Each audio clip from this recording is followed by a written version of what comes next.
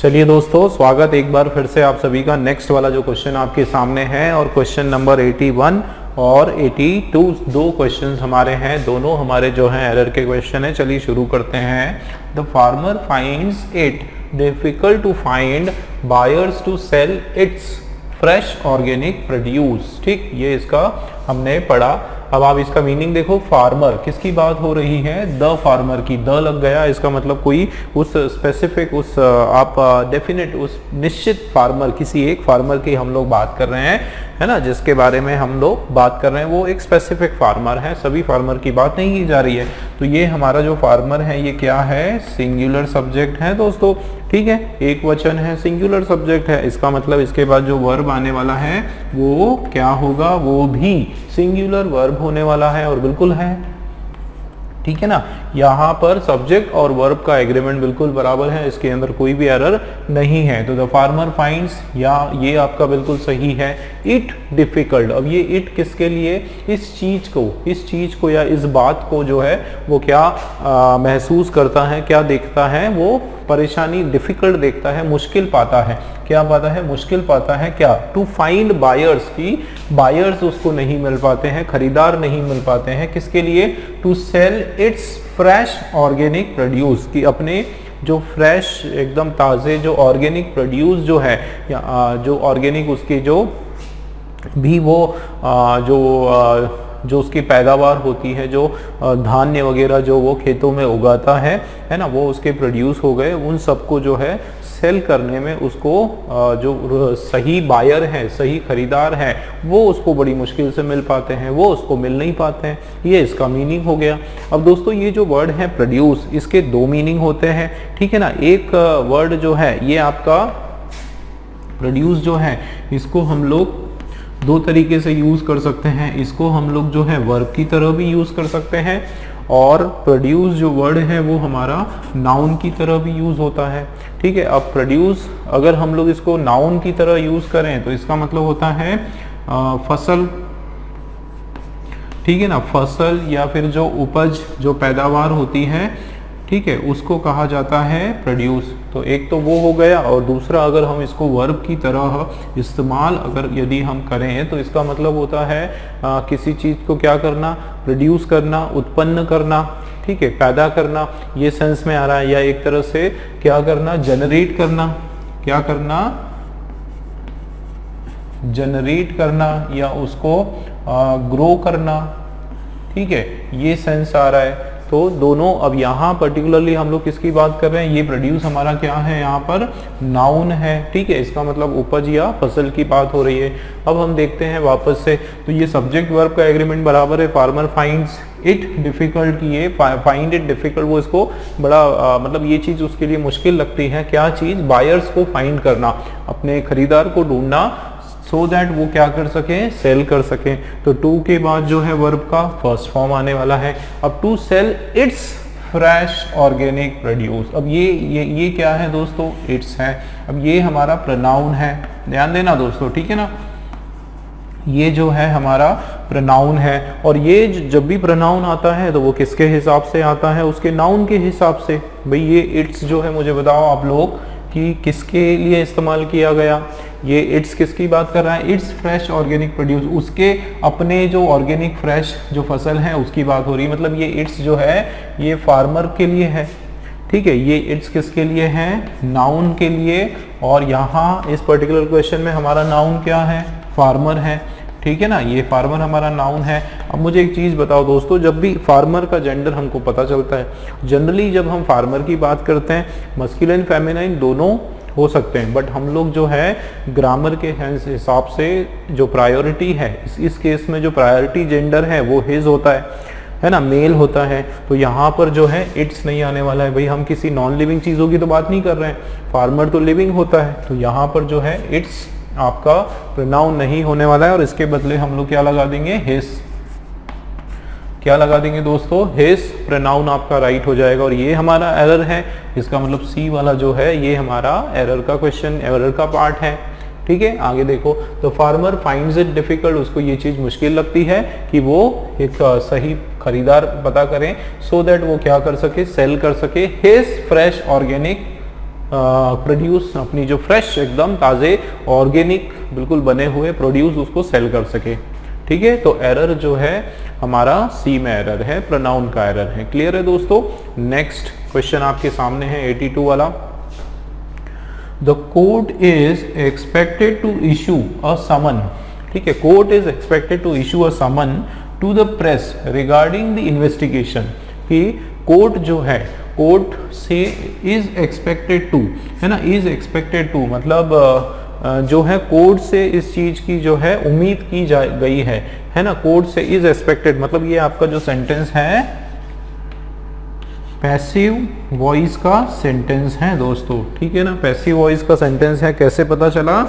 जब भी हमारा वर्ब टू बी होता है और उसके जस्ट बाद में अगर आपका वर्ब का थर्ड फॉर्म आ रहा है, इसका मतलब ये हमारा पैसिव फॉर्म का सेंटेंस है। ठीक है, टू बी का मतलब जैसे अगर प्रेजेंट टेंस है तो उस कंडीशन में इज, एम या आर आता है, पास्ट में वॉज वर आता है।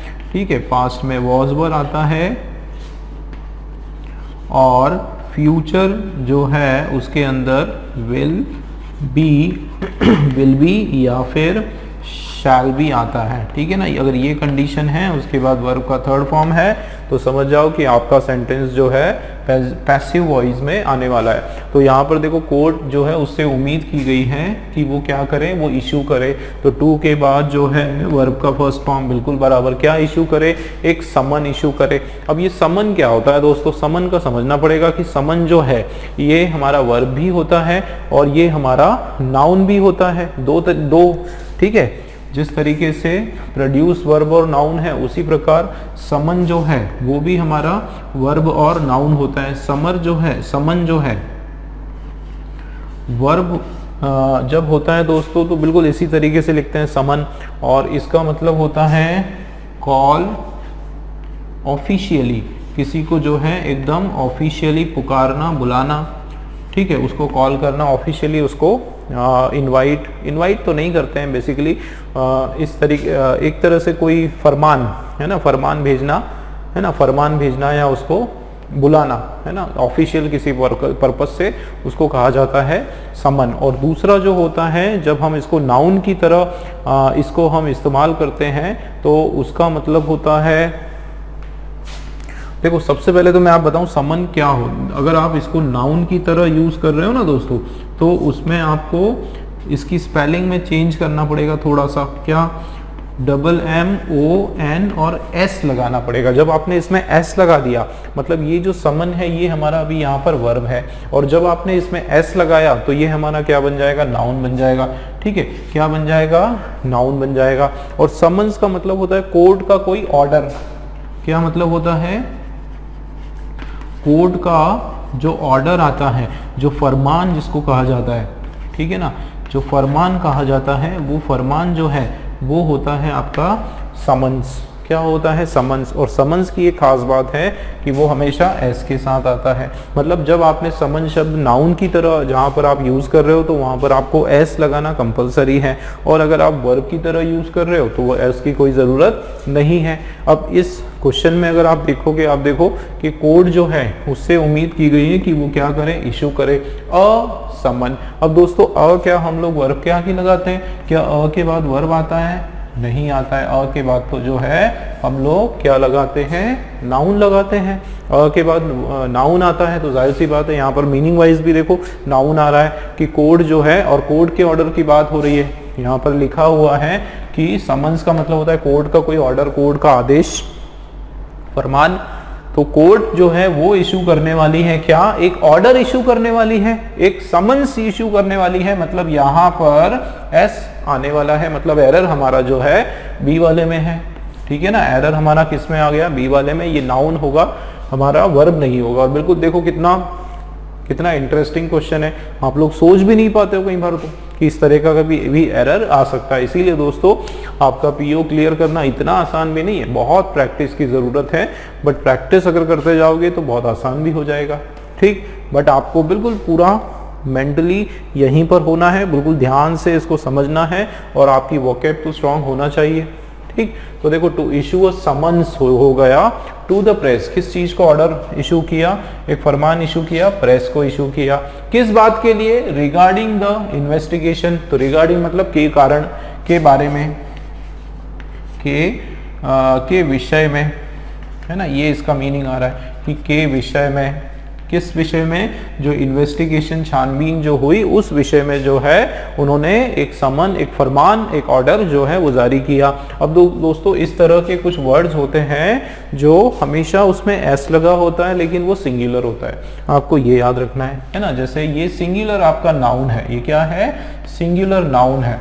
इसी तरीके से और भी काफी सारे वर्ड्स होते हैं जिसमें ऑलरेडी एस लगा होता है बट वो आपके क्या होते हैं, सिंगुलर नाउन होते हैं, ठीक है ना, सिंगुलर नाउन होते हैं ये लोग। और जैसे एक एग्जांपल है बाइनोक्यूलर्स, ठीक है, बाइनोक्यूलर्स या स्पेक्टेकल्स, ठीक है, ये हो गया बाइनोक्यूलर हो गया, स्पेक्टेकल्स हो गया, सीजर्स हो गया, पेंट्स हो गया, जो पेयरिंग में होता है बेसिकली, जो सिंगल आता ही नहीं है, ठीक है, जैसे सीजर्स हो गया या फिर पेंट्स हो गया या फिर ट्राउजर्स हो गया, है ना, ट्राउजर्स हो गया।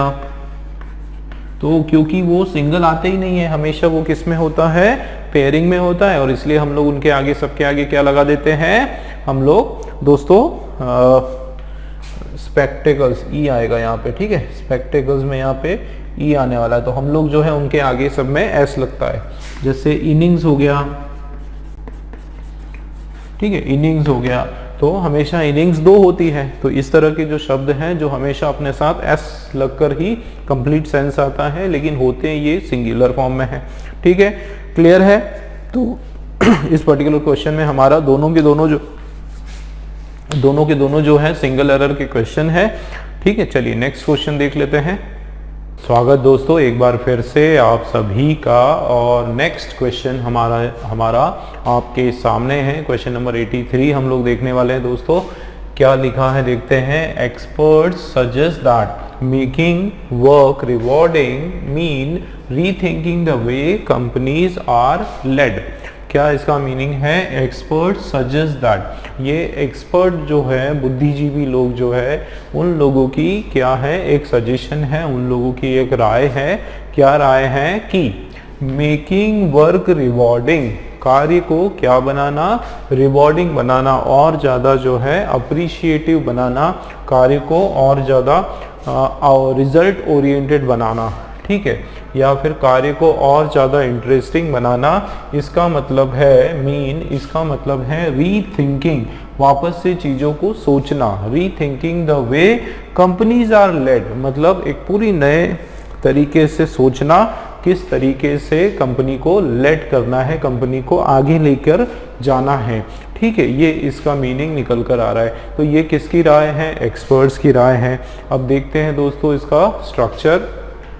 यहाँ पर आप देखें कि एक्सपर्ट जो है हमारा सब्जेक्ट है, ठीक है ना, सब्जेक्ट है, और ये जो हमारा सब्जेक्ट है ये कौन सा नाउन है, देखो एस लगा हुआ है, इसका मतलब ये प्लूरल है, ठीक है, तो नाउन हमारा ये क्या हो जाएगा, प्लूरल नाउन हो जाएगा, ठीक है। तो एक्सपर्ट, अब जाहिर सी बात है दोस्तों, प्लूरल नाउन अगर होता है तो उसके बाद जो वर्ब आने वाला है वो भी प्लूरल हो जाएगा, ठीक है। तो प्लूरल नाउन का मतलब प्लूरल वर्ब, तो ये जो वर्ब है आपका प्लूरल वर्ब, देखो एस नहीं लगा हुआ है, वर्ब का फर्स्ट फॉर्म है, मतलब ये बिल्कुल बराबर है, ठीक है। तो प्लूरल नाउन के लिए प्लूरल वर्ब, ये दोनों जो आपका सब्जेक्ट और वर्ब का जो कॉम्बिनेशन है वो बिल्कुल बराबर है। अब आगे देखते हैं कि क्या सजेस्ट करते हैं, दैट मेकिंग वर्क रिवॉर्डिंग। दोस्तों एक चीज ध्यान देना कि दैट जब आता है उसके बाद पूरा का पूरा एक नया क्लॉज शुरू हो जाता है, ठीक है ना, क्योंकि दैट हमारा क्या है, रिलेटिव प्रोनाउन है। क्या है ये, रिलेटिव प्रोनाउन है, ठीक है ना, और रिलेटिव प्रोनाउन के बाद जो है पूरा क्या आता है, क्लॉज आता है। क्लॉज दोस्तों एक ऐसा सेंटेंस होता है, ठीक है, जिसके अंदर सब्जेक्ट भी होगा, वर्ब भी होगा और ऑब्जेक्ट भी होगा। बस ये है कि वो पूरा क्लॉज जो है किसी पर डिपेंड होता है, किसी पर निर्भर होता है ना, इसीलिए इसको जो है सब ऑर्डिनेट क्लॉज कहा जाता है। मतलब ये अपने आप में अधूरा होता है, इसके साथ अगर कोई दूसरे सेंटेंस के साथ इसको लेकर जब हम चलते हैं तो इसका मीनिंग जो है वो पूर्ण दिखाई पड़ता है, ठीक है ना। तो यहाँ पर ये आपका क्या है, क्लॉज है। तो अब देखो कि क्लॉज है तो इसका मतलब यहाँ पर सब्जेक्ट भी होगा, वर्ब भी होगा और कोई ऑब्जेक्ट या दूसरे कोई शब्द भी होने चाहिए। अब आप देखो यहाँ पर क्या लिखा है, दैट मेकिंग वर्क रिवॉर्डिंग, कार्य को क्या बनाना, रिवॉर्डिंग बनाना। रिवॉर्डिंग का मतलब है यहाँ पर कार्य को इंटरेस्टिंग बनाना, इंटरेस्टिंग बनाना या फिर रिजल्ट ओरिएंटेड बनाना, है ना, रिजल्ट ओरिएंटेड बनाना। तो देखो यहाँ पर जो हमारा मेकिंग है आईएनजी वाला है, ये हमारा जेरेंड कहलाता है दोस्तों। ये हमारा यहाँ पर वर्ब नहीं है, एक ऐसा वर्ब का शब्द, आईएनजी वाले वर्ब का शब्द जो यहाँ पर नाउन का काम कर रहा है। किसका काम कर रहा है दोस्तों, यहाँ पर ये एक आपका नाउन का काम कर रहा है, जो कि असल में एक जेरेंट है दोस्तों। मैंने बताया जेरेंट का मतलब होता है ऐसे आईएनजी वाले वर्ब्स जो अपने आप में क्रिया का कार्य नहीं करते हैं, वो नाउन का या और किसी दूसरे फॉर्म का कार्य करते हैं, लेकिन मुख्यतः जो उनकी पहचान है वो उनका कार्य नहीं करते हैं। उसके बजाय जो नाउन या प्रोनाउन या फिर ऑब्जेक्ट उस प्लेस में अदर देन वर्ब जो काम करते हैं वो हमारे यहाँ पर आईएनजी वाले वर्ब जो है वो जेरेंड कहलाएंगे। तो आप ध्यान दो कि यहाँ पर जो मेकिंग है वो हमारा वर्ब नहीं है, वो क्या है, नाउन है, ठीक है ना। तो अब नाउन है, अब नाउन भी कौन सा, ये भी याद रखना दोस्तों, कभी भी याद रखना, ठीक है ना। आईएनजी वाला जो नाउन है, ठीक है, आईएनजी के फॉर्म का या जेरेंट फॉर्म का जो नाउन है वो हमेशा सिंगुलर होता है, ठीक है। वो नाउन हमेशा क्या होता है, सिंगुलर नाउन होता है। इसका क्या मतलब है दोस्तों कि अगर ये सिंगुलर नाउन है तो उसके बाद जो वर्ब आने वाला है वो भी सिंगुलर हो जाएगा, ठीक है। तो देखो मेकिंग वर्क, कार्य को बनाना, क्या बनाना, मेकिंग वर्क रिवॉर्डिंग, रिवॉर्डिंग बनाना, रिजल्ट ओरिएंटेड बनाना, इंटरेस्टिंग बनाना।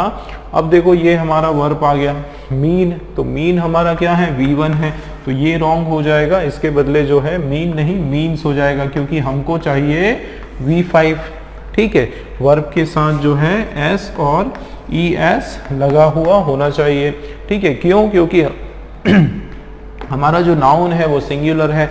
अब सिंगुलर नाउन है तो उसके साथ सिंगुलर वर्ब होना है, ठीक है ना। तो एक एरर हमारा यहाँ पर आ गया, ठीक है। मीन्स रीथिंकिंग द वे, सोचना उस तरीके को, द वे कंपनीज, कंपनी जिस तरीके से कंपनीज जो है वो चलती है, आर लेड। अब देखो कंपनीज क्या है, वापस से ये हमारा प्लूरल नाउन है, ठीक है ना। कंपनी हमारा प्लूरल नाउन है, तो उसके बाद जो है हेल्पिंग वर्ब ये आया, ये भी हमारा क्या होने वाला है, ये भी दोस्तों प्लूरल वर्ब हो जाएगा, ठीक है ना। तो प्लूरल नाउन के प्लूरल वर्ब ये सही है। और लेड, कंपनीज आर लेड, किस तरीके से कंपनीज को चलाया जाता है, तो ये लेड वर्ब का कौन सा फॉर्म है, थर्ड फॉर्म है। और ये आर और उसके बाद जैसे ही वर्ब का थर्ड फॉर्म होता है तो मैंने आपको बताया था लास्ट के कुछ में कि ये पैसिव वॉइस होता है, ठीक है ना। ये क्या होता है, पैसिव वॉइस का सेंटेंस होता है।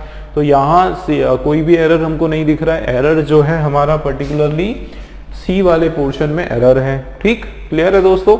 आगे एक बार फिर से इसको पढ़ लेते हैं। Experts suggest that making work rewarding means rethinking the way companies are led, ठीक, बाकी सब करेक्ट है। चलिए नेक्स्ट क्वेश्चन देख लेते हैं। तो question number 84, America's biggest weapon is not imposing its own sanctions on Iran, but to slap punitive measures on European firms and banks that do business there। फिर से देखते हैं, देखो क्या इसका मीनिंग निकल कर आ रहा है। अमेरिकाज बिगेस्ट, अमेरिकाज मतलब अमेरिका का, ठीक है, ये पॉजिटिव यहाँ पर हो नाउन हो जाएगा कि अमेरिका का बिगेस्ट वेपन, अमेरिका का जो सबसे बड़ा हथियार है, ठीक है, वो क्या है, वो है इज। तो देखो दोस्तों यहाँ पर हम, अच्छा पहले समझते हैं फिर मैं आपको बताऊंगा इसका स्ट्रक्चर। तो अमेरिका का जो सबसे बड़ा जो वेपन है, हथियार है, वो ये नहीं है, क्या नहीं है, इज नॉट इम्पोजिंग। इम्पोज करना मतलब लागू करना, क्या करना, लागू करना। क्या लागू करना, इट्स ओन सैंक्शन, अपने जो सैंक्शंस लागू करना। सैंक्शंस का मतलब होता है अवरोध या रोक, है ना, जिससे जो है वो एक तरह से बैन करना, ठीक है, सैंक्शंस करना, बैन करना, रुकावट, ठीक है, परमिशन ग्रांट नहीं करवाना ऑन ईरान, मतलब जो ईरान के ऊपर बहुत सारे अमेरिका ने सैंक्शंस लगा रखे हैं। और आपको भी पता है कि अमेरिका और ईरान का जो रिलेशन है वो शुरू से ही अच्छा नहीं रहा है ना। अभी रिसेंटली ही अमेरिका ने जो है ईरान के एक बहुत बड़े लीडर को, आर्मी के जो हेड को उन्होंने मार गिराया। तो इनके जो रिलेशन है ईरान अमेरिका के शुरू से अच्छे नहीं है, और अमेरिका ने जो है किसी भी तरीके का जो व्यापार है ईरान के साथ वो पूरा का पूरा बैन कर रखा है ना, सैंक्शन कर रखा है।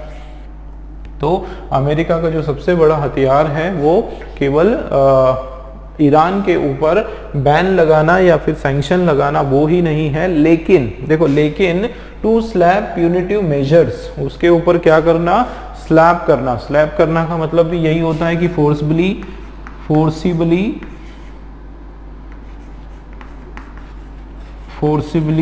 इंप्लीमेंट, लागू करना, है ना, या सैंक्शन लगाना, फोर्स, एकदम बाय फोर्स सैंक्शन लगाना। क्या, प्यूनिटिव मेजर, कुछ इस तरह के प्यूनिटिव मेजर मतलब एकदम पनिशेबल मेजर्स, या ऐसे मेजर्स नेगेटिव, ऐसे मेजर्स जो ईरान को नुकसान पहुंचाने वाले। प्यूनिटिव मेजर ऐसे punitive measures on European firm and banks that do business, मतलब बेसिकली इन्होंने क्या किया कि ऐसे कुछ यूरोप की कुछ कंपनियां और कुछ बैंकों पर इन्होंने बैन लगा दिया जो कि ईरान में बिजनेस करती है, ठीक है। तो इनडायरेक्टली उन्होंने जो है ईरान को नुकसान पहुंचाया। कैसे, उन्होंने बहुत सारे ऐसे प्यूनिटिव का मतलब होता है एक तरह से पनिशेबल,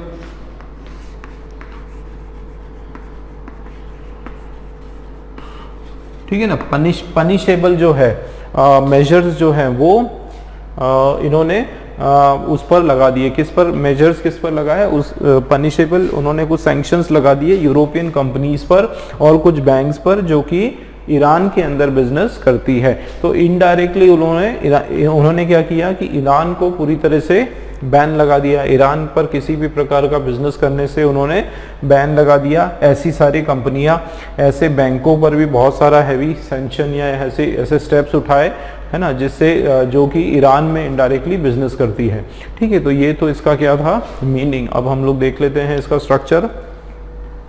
आप देखो, अमेरिकास बिगेस्ट वेपन, अमेरिका का जो सबसे बड़ा हथियार या आप बोल सकते हो सबसे बड़ा जो तरीका है ना। अब ये वेपन क्या है, ये सिंगुलर नाउन है, ठीक है ना। अगर ये सिंगुलर नाउन है तो इसके बाद जो वर्ब आएगा वो भी सिंगुलर वर्ब आएगा, तो ये एकदम बराबर है, ठीक है। इज नॉट इम्पोजिंग क्या है, वापस से हमारा जेरेंड है जो कि यहाँ पर नाउन की तरह काम कर रहा है, ठीक है ना। जेरेंड है जो नाउन की तरह काम कर रहा है। कि इम्पोजिंग क्या, इट्स ओन सैंक्शंस, अपने स्वयं के सैंक्शन।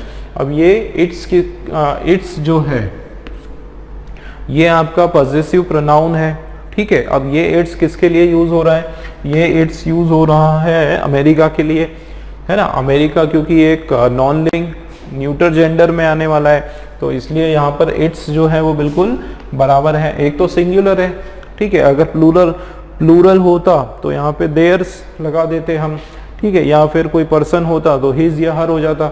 अब यहाँ पर जो है अमेरिका है इसलिए यहाँ पे कंट्री का नाम है तो इट्स आएगा। तो इट्स तो बराबर है अपने स्वयं के सैंक्शन उसने लगाए, किसके ऊपर, ईरान के ऊपर।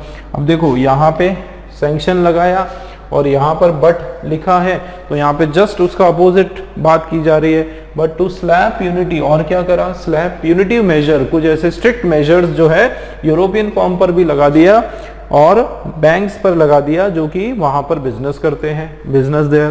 तो बिल्कुल सही लग रहा है। लेकिन एक चीज़ मैं बताऊं दोस्तों कि जैसे एंड हो गया, ठीक है, या बट हो गया, या फिर क्या हो गया, और हो गया, ये जो आपके कंजंक्शंस है, ठीक है ना, ये आपके कंजंक्शंस है। तो इसमें जो है एक चीज़ आप देखो एंड में क्या होता है कि सेम सेंस आता है, मतलब इधर अगर पॉजिटिव है, पॉजिटिव सेंस का सेंटेंस है तो इधर भी पॉजिटिव होगा। बट में अपोजिट होता है, इधर पॉजिटिव है तो यहाँ नेगेटिव, और यहाँ नेगेटिव है तो यहाँ पॉजिटिव, और यहाँ पर भी पॉजिटिव होता है और में, दोनों सेम सेंस होता है, पॉजिटिव पॉजिटिव, नेगेटिव नेगेटिव, ठीक है। एक और चीज़ हमको याद रखना है कि इनमें जो टेंस है दोस्तों, सेम पार्ट ऑफ स्पीच आता है। पार्ट ऑफ स्पीच जो है वो दोनों तरफ सेम होता है, पार्ट ऑफ स्पीच जो है वो दोनों तरफ क्या होता है, सेम होता है, ठीक है ना, सेम पार्ट ऑफ स्पीच। इसका क्या मतलब है कि दोस्तों अगर इधर कोई नाउन है तो यहाँ पर भी नाउन होगा, ठीक है, अगर इधर कोई एडजेक्टिव है तो इधर भी कोई क्या होने वाला है, एडजेक्टिव होने वाला है, तो सेम सेंस में आने वाला है। अब आप यहाँ पर ध्यान से पढ़ो, यहाँ पर आपका वर्ब क्या है, देखो America's biggest weapon is not imposing, यहाँ पर देखो ये आपका जेरेंड के फॉर्म में दिया हुआ है कि ये नहीं है कि लागू करना क्या उसके खुद के सैंक्शंस ईरान पर, लेकिन ये देखो यहाँ क्या लिखा है, टू स्लैप, तो ये टू स्लैप यहाँ पर नहीं होने वाला है। जिस सेंस में यहाँ पर हमारा वर्ब था उसी सेंस में हमारा ये भी होने वाला है, और ये हो जाएगा क्या, स्लैपिंग। टू स्लैप के बदले क्या हो जाएगा, स्लैपिंग, ठीक है, फोर्सफुली इंप्लीमेंटिंग समथिंग, की स्लैपिंग प्यूनिटिव मेजर, तो ना केवल इम्पोज करना बल्कि स्लैप करना, बल्कि ये भी एक तरह से बहुत ही फोर्सफुली, बहुत ही जबरदस्ती जो है चीज़ों को लागू करना, ये इसका मीनिंग आ रहा है। तो slapping punitive measures on European forms, तो यहाँ पर जो है इसका एरर है आपका, कंजंक्शंस के आगे पीछे सेम सेंस आने वाला है, ठीक है, ये आईएनजी है तो ये भी हमारा क्या हो जाएगा, आईएनजी हो जाएगा, टू स्लैप नहीं होने वाला है। मतलब इस पर्टिकुलर क्वेश्चन में भी दोस्तों एरर जो है वो सी वाले पार्ट में है, ठीक है ना दोस्तों। चलिए क्लियर हुआ, समझ में आया एक्सप्लेनेशन। चलिए नेक्स्ट क्वेश्चन देखते हैं, नेक्स्ट क्वेश्चन देख लेते हैं दोस्तों। नेक्स्ट वाला question 85, psychologist have done a considerable amount of research to assess the efficacy of various strategies for improving knowledge and skill। एक बार फिर से इसको हम पढ़ते हैं। Psychologists have done a considerable amount of research to access, यहाँ पर क्या लिखा है, to access the efficacy of various strategies for improving knowledge and skill, ठीक है। क्या इसका मीनिंग है वो भी हम समझते हैं। किसकी बात हो रही है यहाँ पर, साइकोलॉजिस्ट की। अब आप देखो साइकोलॉजिस्ट जो है, जो ब्रेन रिलेटेड जो कुछ प्रॉब्लम्स होती हैं उसको काउंसलिंग करने का बेसिकली बात करते हैं। जो कुछ लोग जो है जैसे ब्रेन से रिलेटेड एमनेस्टी या कुछ बीमारियाँ होती हैं पागलपन से रिलेटेड या इस तरह की, तो उसके लिए, या फिर कुछ जैसे स्ट्रेस होता है, एंजाइटी होती है, उसके लिए भी जो है साइकोलॉजिस्ट उसके लिए गाइड करता है, एक पर्टिकुलर ट्रीटमेंट प्रोवाइड करता है। तो उसकी यहाँ पर बात की जा रही है। आप देखो साइकोलॉजिस्ट है, मतलब एस लगा हुआ है, इसका मतलब ये हमारा जो है प्लूरल नाउन है, ठीक है ना दोस्तों। तो साइकोलॉजिस्ट जो है उन्होंने क्या किया, उन्होंने हैव डन, उन्होंने किया, ठीक है। क्या किया, देखो आप हैव आया, और हैव के बाद जो है हमें याद रखना है कि वर्ब का थर्ड फॉर्म आना है। तो ये बिल्कुल वर्ब का थर्ड फॉर्म है, डू उसके बाद जो है डिड और फिर डन, ठीक है। तो do did done V1 V2 और V3। तो V3 ये वर्ब का कौन सा फॉर्म है, थर्ड वाला फॉर्म है, और ये हमारा जो है परफेक्ट टेंस में सेंटेंस यहाँ पर चल रहा है, ठीक है ना। हैव डन जो है परफेक्ट टेंस है। तो साइकोलॉजिस्ट, अब आप देखो कि ये साइकोलॉजिस्ट जो वर्ड है ये हमारा क्या है, प्लूरल नाउन है। अब प्लूरल नाउन है तो इसके बाद में जो वर्ब आने वाला है दोस्तों, वो वर्ब कैसा होगा, वो भी हमारा जो है प्लूरल वर्ब होने वाला है ना, according to subject verb agreement. Verb अगर आपका नाउन अगर आपका सिंगुलर है तो वर्ब सिंगुलर होगा, नाउन अगर प्लूरल है तो वर्ब भी हमारा प्लूरल होने वाला है। तो उस हिसाब से बिल्कुल ये करेक्ट है, यहाँ पर जो है कोई भी प्रॉब्लम आपकी नहीं है। ठीक है, नेक्स्ट देख लेते हैं। तो have done a considerable, considerable मतलब होता है एक कंफर्टेबल, ठीक है, एक आप बोल सकते हो कि एक अफोर्डेबल, एक कंफर्टेबल, ठीक है, वो सेंस यहाँ पर आ रहा है। कंफर्टेबल, कंफर्टेबल, ठीक है, कंफर्टेबल या कंसिडरेबल मतलब उतना एक तरह से आप बोल सकते हो उसको कि सम्मानजनक है ना, जितना उचित या उचित ढंग से जो है एक अमाउंट ऑफ रिसर्च किया। ठीक है, अब एक चीज़ आप देखो कि ये कंसिडरेबल है क्या। कंसिडरेबल हमारा डन अ कंसिडरेबल अमाउंट, मतलब ये हमारा है एडजेक्टिव। ठीक है ना, कंसिडरेबल दोस्तों एडजेक्टिव है और उसके बाद अमाउंट जो है वो हमारा नाउन है। ठीक है, of research, amount of research. अच्छा, ये काफ़ी एक कंफर्टेबल अमाउंट ऑफ रिसर्च उन्होंने किया। ठीक है, to access the efficacy, to access the efficacy of various strategy. Efficacy का मतलब होता है एफिशिएंसी। ठीक है, क्या मतलब होता है एफिशिएंसी या इफेक्टिवनेस। ठीक है, क्या होता है इफेक्टिवनेस। तो access the effectiveness of various strategies, जो भी अलग अलग स्ट्रैटेजीज हैं, किस कारण से, for improving knowledge and skill, knowledge और स्किल को इम्प्रूव करने के लिए, उसको बढ़ावा देने के लिए। तो इसका ओवरऑल मीनिंग क्या है कि साइकोलॉजिस्ट जो है उन्होंने काफ़ी अच्छा काम किया है। ठीक है, काफ़ी अच्छी उन्होंने रिसर्च की है और किस चीज़ के लिए, एक्सेस करने के लिए, जो एफिशिएंसी है या जो इफ़ेक्टिवनेस है किसका, अलग अलग स्ट्रैटेजीज़ का, नॉलेज और स्किल को इम्प्रूव करने के लिए। तो स्किल और नॉलेज को इम्प्रूव करने के लिए जो स्ट्रैटेजीज़ की रिक्वायरमेंट होती है उस पर साइकोलॉजिस्ट ने काफ़ी अच्छे से, काफ़ी कंफर्ट, सम्मानजनक जो है उस पर कार्य किया है। ठीक है, तो संतोषजनक, बेसिकली कंसिडरेबल का मतलब हिंदी में होता है संतोषजनक। ठीक है, ये वर्ड मैं आपको जब से ढूंढ रहा था तो ये संतोषजनक, ये इसका एकदम राइट मीनिंग हो जाएगा कि कंसिडरेबल जो है एक कार्य उन्होंने किया है। अब देखते हैं इसमें क्या स्ट्रक्चर वगैरह है या क्या एरर है। तो देखो ये दोनों तो ठीक है, इसमें कोई प्रॉब्लम नहीं, मतलब ए वाले में हमारा कोई भी एरर यहाँ पर नहीं नज़र आ रहा है। ठीक, आगे देखते हैं। कंसिडरेबल अमाउंट ऑफ रिसर्च, काफ़ी संतोषजनक जो है उन्होंने क्या किया, रिसर्च की हुई है। तो इसके अंदर बी में भी जो है दोस्तों कोई भी एरर हमारा अभी तक नहीं दिखाई दे रहा है। आगे देखते हैं टू एक्सेस। अब ये एक्सेस जो वर्ड है, ठीक है, टू के बाद आता क्या है, वर्ब का फर्स्ट फॉर्म आता है। बट अब हमको एक्सेस का मीनिंग देखना है। तो एक्सेस का मतलब क्या होता है पहले देख लेते हैं। एक्सेस का मतलब होता है रीच। ठीक है, रीच होता है पहुंच। ठीक है ना, रीच होता है या पहुंच होता है, या एक्सेस का मतलब होता है टू यूज, उसको इस्तेमाल करना है ना, या फिर प्रयोग करना।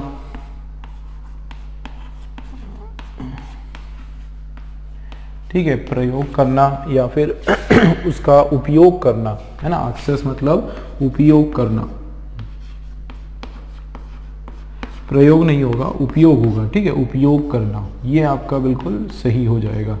तो आप देखो कि उसको एक तो पहुंच होता है या फिर उस चीज़ को एक्सेस, उपयोग करना। ठीक है, जैसे एक एग्जाम्पल ले लेते हैं कि I have an access, okay, I have an access to good education, good education है ना। मतलब मुझे जो है, मुझे एक अच्छी एजुकेशन प्राप्त हुई, मुझे जो है एक अच्छी शिक्षा जो है, एजुकेशन जो है उसका क्या हुआ, एक्सेस मिला, उसकी पहुंच मिली, या मुझे एक अच्छी शिक्षा प्राप्त हुई। ठीक है, उसका मैंने वो मेरे लिए जो है अच्छी शिक्षा प्राप्त करना जो है वो मुमकिन है, ये भी सेंस इसका आ रहा है। ठीक है, तो एक्सेस यहाँ पर ये मीनिंग हो गया। अब दूसरा एक वर्ड होता है दोस्तों असेस। ठीक है, तो असेस का मतलब होता है, देखो दूसरा वर्ड है ASSESS। तो असेस का मतलब होता है चेक करना। ठीक है, क्या करना? चेक करना, है ना। असेस का ये मतलब निकल के आता है, या फिर एनालाइज करना। ठीक है, क्या करना? उसको एनालाइज करना।